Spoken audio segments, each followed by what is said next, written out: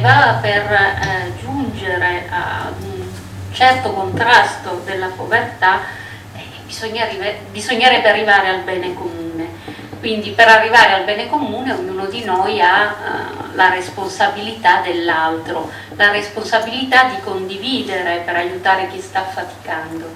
Quindi chiedo alla professoressa Gottardi, in questi ultimi mesi si è parlato molto di reddito minimo garantito, che in un momento recessivo come quello che stiamo vivendo, con enormi problemi soprattutto sul fronte del lavoro, diventa, o quantomeno dovrebbe diventare, una delle priorità dell'agenda del nostro governo, una delle priorità in ambito anche di ampliamento degli ammortizzatori sociali, ma anche come un'opportunità o una misura, forse è il termine più giusto, di sicurezza sociale. Il Parlamento, allora, il reddito minimo garantito in quasi tutti i paesi d'Europa è già una realtà. Ci sono state anche due risoluzioni, lo dicevamo poco fa a tavola, due risoluzioni del Parlamento europeo, una nel 2009 e una nel 2010, proprio in questo senso. Secondo lei, cos'è che ci frena per arrivare anche noi ad adottare questa misura? Ci sono, se non sbaglio, 8 milioni di persone che sono in povertà. Dove possiamo trovare le risorse? Forse in un welfare diverso, un nuovo welfare in cui diciamo, il sistema territorio diventa protagonista? Sì, probabilmente sì. Intanto grazie per l'invito a parlare qui assieme, insomma, di questi problemi, di queste possibili eventuali soluzioni, a partire appunto dal reddito minimo garantito. Due parole di inquadramento, perché a volte bisogna anche cercare di capire le parole a che cosa corrispondono, perché molto spesso utilizziamo determinati termini e quindi proverò prima, insomma, a contestualizzare le parole, le formule e anche poi le fonti, i livelli a cui si può intervenire. Allora, a volte si parla di reddito di cittadinanza, a volte si parla di reddito minimo garantito, poi ci sono varianti ulteriori, insomma, ovviamente non possiamo qui fare tutto il panorama, però diciamo che c'è una differenza tra reddito di cittadinanza e reddito minimo garantito. Ovviamente nel primo caso, che forse storicamente è quello più risalente nel tempo, e forse la proposta più radicale, più, come dire, dal punto di vista dei diritti, forse la scelta anche migliore sarebbe quello di dire reddito di cittadinanza, ciascuno in quanto cittadino, se ha un problema, se è nello stato di bisogno, e quindi un reddito di cittadinanza. È però quello ovviamente più costoso, quello per il quale occorrono risorse, e la maggior parte dei paesi europei ha risorse sempre più scarse, quindi insomma, pur restando quello uno degli obiettivi a cui si può tendere, poi ci sono le soluzioni, diciamo, intermedie, più calibrate anche su un dato di realtà, che propongono invece un reddito minimo garantito che sostenga soprattutto le persone che hanno problemi arrivati a un certo livello di problemi, quindi chi è al di sotto di determinate soglie. A volte nella discussione, lo dico per evitare proprio fraintendimenti, perché il nostro paese non ha né l'uno né l'altro, a volte si parla poi di retribuzione minima, tanto è vero che a volte anche nelle ultime proposte non si capiva bene se si parlava di reddito o di retribuzione minima. Ma non solamente nel nostro paese, a volte anche ci sono commissari europei che intervengono e poi tutti si scatenano a cercare di capire se è parlato di reddito o si è parlato di retribuzione. Ovviamente stiamo parlando di due ipotesi completamente diverse. Nel caso della chiariamo meglio, di due ipotesi completamente diverse, ma che non significa che poi alla fine non abbiano anche dei legami tra di loro. Però un conto è il reddito garantito e un conto è la retribuzione minima, che significa che la persona lavora e non può percepire al di sotto di un determinato reddito. Qui apro solo una piccolissima parentesi, ma vorrei recuperare un minimo di spazio su questo, perché mi ha colpito molto il fatto che ascoltando miei colleghi anche di altri paesi, nella ricca Germania in questo momento uno dei temi in discussione sono i lavori minimi, cioè i lavori, e qui stiamo più nella retribuzione minima, ma che si collega al reddito minimo, sono quei lavori che sono al di sotto di una determinata soglia. Nulla di nuovo, la Corte di Giustizia europea ha affrontato la questione in alcune decisioni nel 95, nel 99, nel 2010, molto spesso, perché poi il quadro è complesso e intrecciato fortemente, molto spesso la questione dei lavori minimi interviene quando stiamo parlando di migranti, perché molto spesso voi sapete che determinati diritti sono legati o all'essere lavoratori o al disporre di determinate risorse, e allora c'è per esempio in Germania una discussione accesa perché lì c'è una legge che fissa la soglia al di sotto del quale non si è lavoratori, se non si percepisce, adesso non so dirvi quanto, ma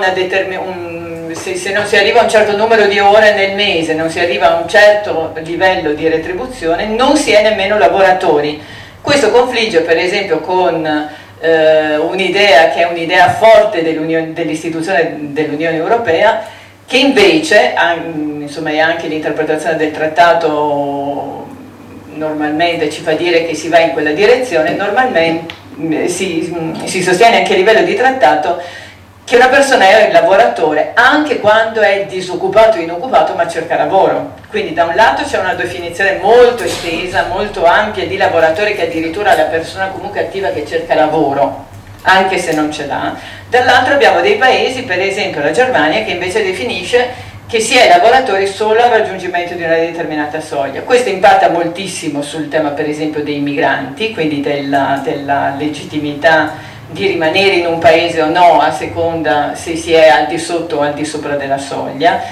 Mantengo aperto questa finestra, scusate, ma mi piace parlarne perché credo che il tema sia appunto a tutto campo. Proprio oggi pomeriggio ho partecipato alla presentazione di una ricerca nel settore dei servizi nel nostro paese con lavoratori italiani, e sono state raccolte e ascoltate, perché c'è un problema appunto di ascolto, c'è un problema di vulnerabilità economica, c'è un problema di vulnerabilità relazionale, e sono state ascoltate 25 donne che hanno raccontato il loro essere invisibili e vulnerabili e il tipo di lavoro che stanno facendo nel settore dei servizi. Da una persona che dice: lavoro da 22 anni con ditte che si alternano, ne ho cambiate diverse, iniziando che facevo 4 ore il mattino e ora ne faccio 2 e mezza, a quella che dice che lavora 10 ore al mese per 70-75 euro al mese. Capite che tutto questo si incrocia, perché un conto è la retribuzione minima, certo, ma poi c'è un problema di come arrivare a sostenere queste persone per la parte rimanente, perché 70-75 euro al mese siamo chiaramente dentro ai lavori minimi. Ho il resoconto che mi ha particolarmente colpito, che vi trasmetto. Questa ricapitola cosa fa?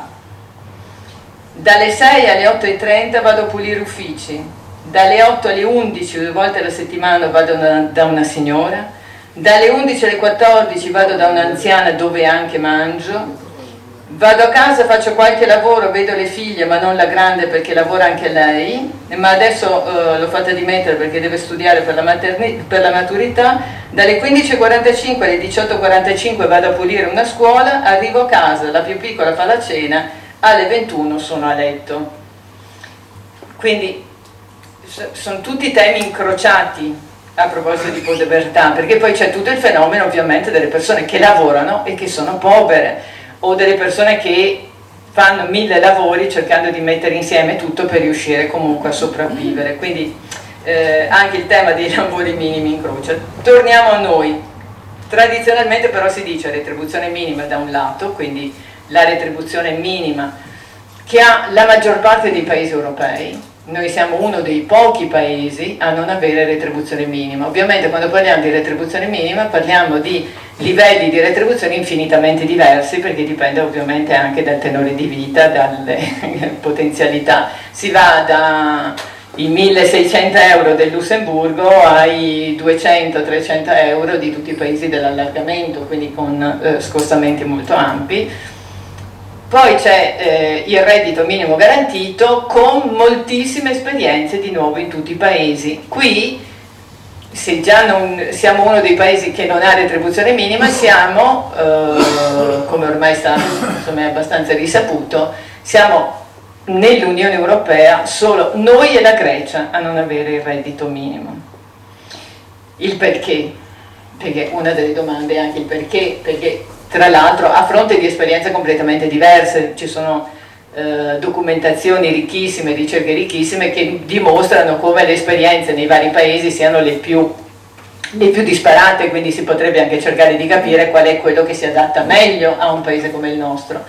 Io sono molto convinta, anch'io sono molto convinta che dipenda anche dal nostro sistema di welfare. Dipende da come è stato impostato e dal fatto che l'abbiamo comunque incardinato tendenzialmente sul lavoro subordinato a tempo indeterminato, quindi un modello che comunque è un modello del secolo scorso e che andrebbe in qualche modo rivisto, ma rivisto ovviamente a tutto campo, dentro un modello di sviluppo completamente diverso, perché se tu intervieni su un pezzetto e riduci determinati ammortizzatori sociali, comunque se togli di qua e metti di là, comunque vai a impoverire. Insomma, anche il tentativo della riforma del mercato del lavoro dell'anno scorso, che era partita con l'idea di riformare gli ammortizzatori sociali, di intervenire anche sulla cassa integrazione guadagni, poi alla fine non ce la fai perché c'è la crisi e a questo punto comunque esponi le persone, quindi è un disegno di grande profilo, che però diventa ovviamente sempre più urgente e probabilmente risolvibile in una situazione come questa, più che con interventi forse radicali, con la messa in rete delle soluzioni che in questo momento sono in atto per cercare di evitare che comunque si creino dei vuoti e dei pieni, che ci sia un bilanciamento diverso dentro queste esperienze. D'altro canto, come è stato ricordato, non solo ci sono appunto una serie di risoluzioni, l'ultima è la risoluzione dell'ottobre del 2010 dove il Parlamento con una maggioranza veramente molto elevata ha una risoluzione sul reddito minimo nella lotta contro la povertà e la promozione di una società inclusiva in Europa, e tutto questo è anche per rispettare la Carta di Nizza, che comunque interviene anche su questo parlando di una lotta contro l'esclusione sociale e quindi di un rafforzamento rispetto a questi temi. Quindi è evidente che dovremmo arrivare, e credo che proprio all'interno di una situazione di crisi come questa l'unica strada possa essere solo quella di introdurre un reddito minimo, che significa però anche cercare di colmare il divario rispetto a un reddito minimo. Noi finora nel nostro paese abbiamo avuto un'esperienza tutto sommato risalente nel tempo, diciamo alla fine degli anni 90, primi anni 2000, che era un reddito minimo di inserimento. E qui ovviamente c'è la grande discussione se il reddito minimo è un reddito minimo di inserimento al lavoro e quindi realizzato comunque per inserirsi al lavoro, è un reddito minimo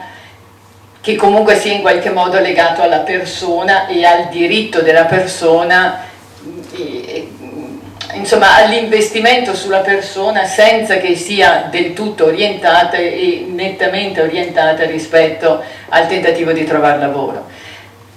Qui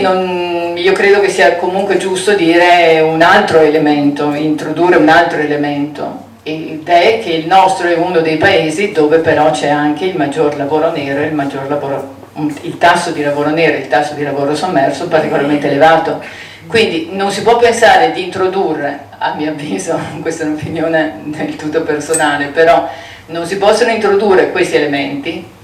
senza un livello di responsabilità e un livello che può essere effettuato poi nei territori, nei singoli comuni, dove questo tutto sommato può scattare,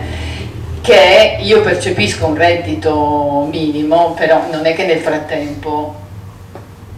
lavoro in nero,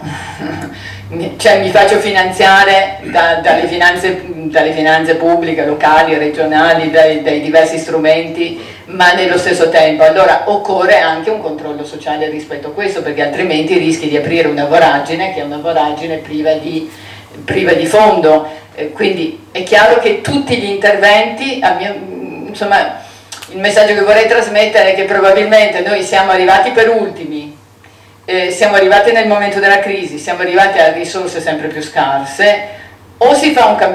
arriva a un cambiamento radicale, che è un cambiamento complessivo dell'intero sistema di sviluppo, dell'intero sistema di welfare, oppure si trovano degli aggiustamenti che però non possono lavorare solo sullo spicchio del reddito di inserimento, ma devono lavorare contestualmente rispetto alle altre forme di ammortizzatori sociali, ma anche un elevato senso di responsabilità delle persone, di cultura del ricevere dei sussidi per dare, di coinvolgimento della persona, che deve diventare indispensabile. Certo, è una prospettiva non semplicissima, non ancora credo del tutto